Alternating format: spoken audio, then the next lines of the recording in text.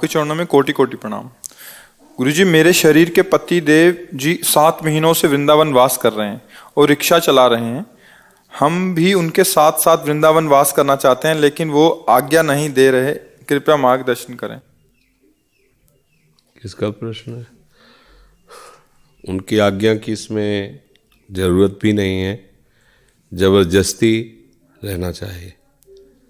पति हो जहाँ तुम हो वहीं मेरा जीवन, मेरा अधिकार है। उसमें प्रार्थना, हाँ कोई भी बैठा हो, शास्त्र सिद्धांत में किसी का चेहरा देख के उत्तर नहीं दिया जाता। शास्त्र सिद्धांत किसी की अनुमति नहीं हो। पानी ग्रहण करते समय हाथ बढ़ा करके स्वीकार किया गया था इसी बात के लिए कि जो भी कार्य है उनमें हम आप दोनों मिलकर चलेंगे। अर्धांगिनी अर्धांगिनी होती है, और अगर वो आपके समीप रहना चाहती है तो भगवान ना नहीं कर पाए आपकी क्या बात है।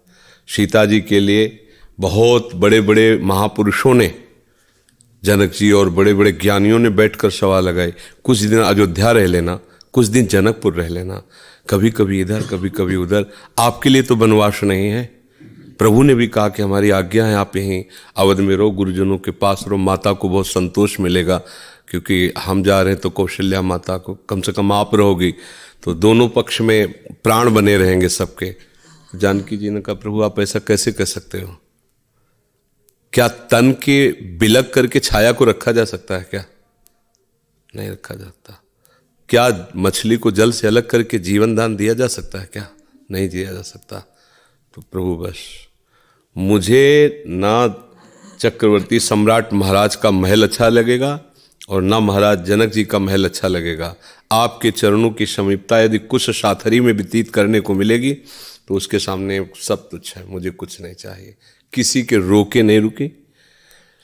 अंतिम समय दशरथ जी ने कहा था सारथी से कि कह देना सीता जी से, अगर वो अकेले वापस आ गए तो हम सब जीवित हो जाएंगे, हमारे प्राण बच जाएंगे। चलो मानते हैं कि राम तो मेरी बात अब नहीं मानने वाले, क्योंकि वो सत्य प्रतिज्ञ हैं, वो तो जाएंगे 14 वर्ष के लिए, लेकिन आप कोशिश करना अगर जानकी जी वापस आ जाए तो हम जीवित, हमारे प्राण बच जाएंगे।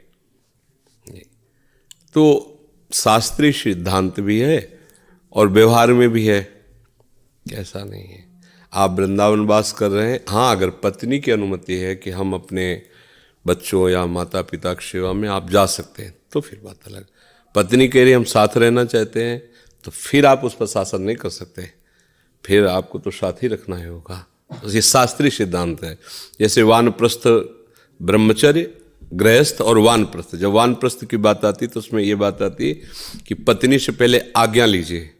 आज्ञा शब्द है, पत्नी से आज्ञा लीजिए, क्योंकि पाणी ग्रहण किया है कि अब मैं वनवास करना चाहता हूँ और एकांतिक भजन करूँगा। आपकी रुचि है तो बच्चों के साथ रह सकती हो, आपकी रुचि नहीं तो जैसे हम रहेंगे वैसे तुम्हें रहना पड़ेगा, भूखे या जिस परिस्थिति में, बस उसकी अनुमति के साथ है। वो अगर कह देती सहमति, हाँ आप जाइए हम यही हैं, खत्म खेल। पर ऐसा नहीं चलेगा कि हम वृंदावन वास करें और वो हमारी आज्ञा में बाहर रहे। हाँ अगर वो राजी है तो कोई बात नहीं, अगर वो रहना चाहती है तो फिर आपकी आज्ञा की आवश्यकता नहीं, फिर आपके पास उसको रहना ही अनिवार्य है। क्यों? माता पिता हैं घर में, तो तुम्हारे माता पिता है ना, उसके माता पिता भाई बंधु तो सब आप हो। अगर वो अपने पति को भगवान समझती तो उसके लिए कोई भी कहीं भी कोई भी अवसर नहीं, वो आपके लिए है। आपके माता पिता हैं, आप देखिए, आप माता पिता को लाइए, आप सेवा कीजिए, आपका संबंध उससे है। उसने माता पिता को देखकर ब्याह नहीं किया था, उसने आपको देखकर ब्याह किया, उसने आपसे संबंध माना। आपकी खुशी के लिए वो सबकी सेवा करती है और उसकी खुशी उससे दूर है, वो कैसे बर्दाश्त करे? ये सिद्धांत नहीं, मतलब ये सिद्धांत नहीं। हाँ आपको उसके साथ उसको राजी करना होगा। अगर वो राजी है तो सार्स है, आपके 2 हाथ हैं, एक हाथ इधर से दे रहा है, एक हाथ उधर सेवा कर रहा है, चलेगा। आपको उससे राजी करना होगा। अगर कहती नहीं हम वहाँ नहीं रहेंगे तो नहीं, फिर आप जहाँ हो उसका अधिकार है, शास्त्रीय और व्यवहारिक भी, शास्त्रीय भी और व्यवहारिक भी।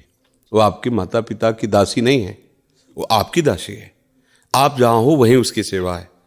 आपको उसको राजी कर लो फिर कोई बात नहीं। हाँ अगर वो राजी हो जाती है सार्स तो कोई बात नहीं, कोई फिर वो उसकी राजी होना अति अनिवार्य है। आज यही सब भूल गए हैं। तभी अपनी अपनी रुचि के अनुसार फिर क्या हो रहा है कि ये सब दुनिया की जितनी दलिद्रता है ना, पापाचरण है, सब हो रहे हैं। पति अपना कहीं, पत्नी अपना कहीं, और उनका तलाक है, दुनिया का सब गंदगी जो है ना, सनातन धर्म में ये गंदगी नहीं थी। ये सब बाहर से आई जो दिमागों में गंदगी है ना, बेविचार प्रवृत्ति, ये सब हमारे धर्म में नहीं। बहुत गंभीर, शांत और मृदु व्यवहार करने वाला सनातन धर्म है। हिंदू धर्म कोई ऐसा नहीं है, पिट गया है लेकिन किसी को पीटने की इच्छा नहीं की है। आज क्या हो रहा है, ब्याह होकर के आया, पत्नी दूसरे लड़के से प्यार कर रही और जहर दे दिया, अपने पति को मार दिया। पति दूसरे लड़के से प्यार कर रहा, पत्नी को नाना प्रकार से प्रताड़ित करके, ये सब क्या हो रहा है? अरे एक जीव है, तुम्हारे को समर्पित है, यही विश्वास नहीं हो पा रहा तो फिर भगवान पर क्या विश्वास करोगे? आज कौन विश्वास के लायक रह रहा है? सब कुछ अपना दे करके वो पति को रिझाना चाहती, पति दूसरी जगह रिझा हुआ उसको मरवा देता है, एक्सीडेंट करवा देता है, कोई नाना प्रकार के उपायों के द्वारा उसे नष्ट कर, क्या हो रहा है ये? इसलिए कम से कम सोचो भगवान की कितनी कृपा है कि पत्नी तुम्हें पति रूप में वर्ण करके सिर्फ तुमसे, ये तो मरो जाए दुनिया में जाओ, क्या मतलब? संसार का स्वरूप देख रहे हो ना। पति बोल नहीं सकता पत्नी से, बोलेगी तो कहे तुम 10,000 कमाते हो, मैं 20,000 कमाती हूँ, तुम हंसो खेलो जिससे खेलना है, हमारा जितना, हम अपनी स्वतंत्र, तुम अपनी स्वतंत्र, केवल ब्याह भर है, एक घर में रहते हैं, पड़ोसी की तरह रहते हैं। उसका उत्तर है कि उसका अधिकार है और वो अधिकार आपको शार से देना चाहिए ही, मनमानी आचरण नहीं करना चाहिए।